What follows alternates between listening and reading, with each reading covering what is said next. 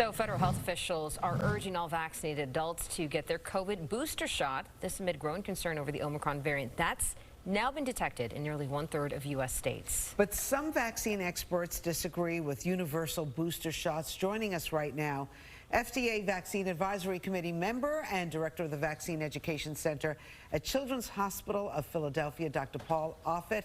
Dr. Offit, always great to have you on Good Day New York. Good morning. So did you see the breaking news? Pfizer just announcing that early lab results are showing that its Pfizer booster protects against the Omicron variant. What are you hearing? Well, so let me put this in perspective. The virus that raised its head in Wuhan, the so-called Wuhan strain, is the virus against which all vaccines are made. All vaccines are made to protect against that virus.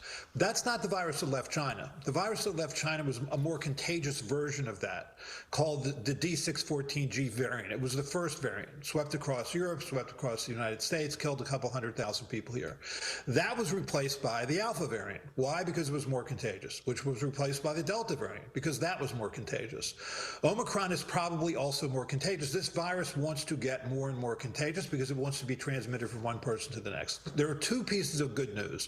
One, in no case was the subsequent variant more dangerous. Now, the virus doesn't want to kill you. I mean, it wants to basically continue to reproduce itself. It wants you to transmit the virus, so it really has no interest in being more virulent, and it's never been, and it hasn't been more virulent. If anything, Omicron may be less virulent. I think the other good news is that to date, 2 doses of an mRNA-containing vaccine have been found to consistently protect against serious illness for all those variants. I think that's also likely to be true here. So although we did sort of say now, because of Omicron, everybody over 18 years of age should get a booster, there really are no convincing data that 2 doses didn't protect you against serious disease for any of those variants up until the current time. And I think that's also likely to be true here, but we'll know that in the next week or two.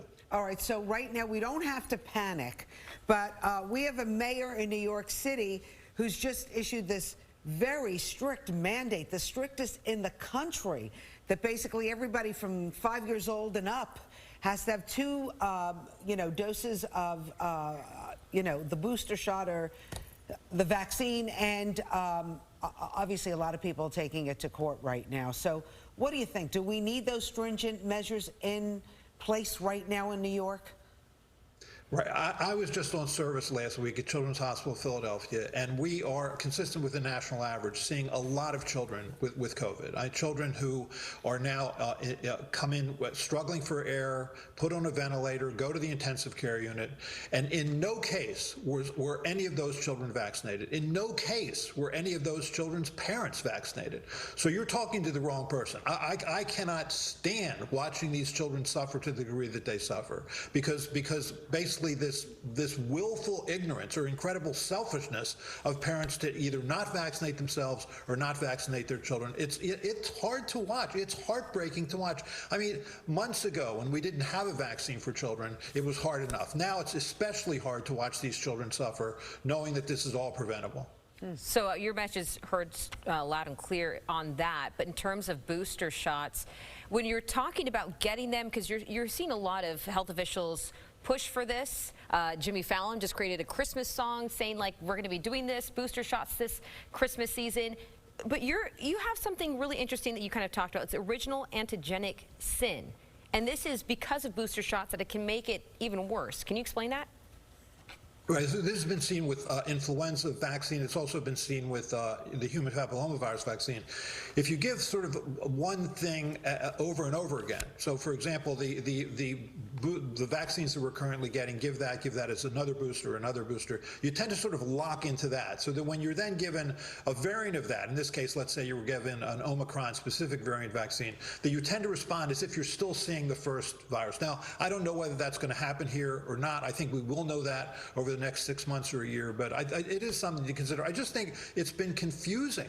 People are unclear whether or not they are fully vaccinated with 2 doses. You have situations in hospitals or in universities where there are mandates, and people are unclear whether or not that mandate should be 2 doses or 3 doses. It just hasn't been made clear. And I think what the booster offers you is it increases your titer of neutralizing antibodies. It no doubt will lessen the incidence of asymptomatic or mildly symptomatic infection for a certain certain period of time. But is that the goal? Because the goal of every other vaccine has been to prevent serious illness. If the goal of this vaccine is to prevent all symptomatic illness, that is a high bar, and it's going to be hard to maintain that over a long period of time unless you're constantly giving boosters. I just think that needs to be made clear to people because I think it's unclear right now. Okay, so if you are not a healthy young adult and you need a booster, what do? Do you mix and match? Is there a protocol here?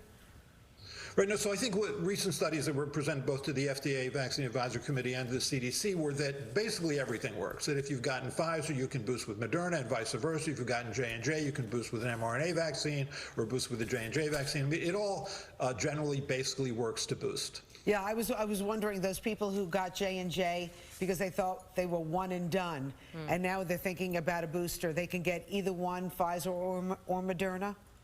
Yeah, I think J&J's was always a two-dose vaccine. When it was approved at the end of February as a single dose, they were in the midst of a two-dose trial because they knew from their phase 1 studies, their dose-ranging studies, that a second dose definitely increased neutralizing antibodies. When they finished their 30,000-person phase trial of two-dose vaccine, they found that the vaccine was essentially equivalent to the mRNA vaccines, and that they went from 75% protective efficacy to 94%, which was essentially equivalent to the mRNA vaccines. I think that vaccine was always a two-dose vaccine, and so I think if you've gotten the J&J vaccine, you really should get that second dose. Gotcha. Dr. Paul Offit, thank you so much. I mean, there was some good news in there. Yeah, certainly. There's some good news, right?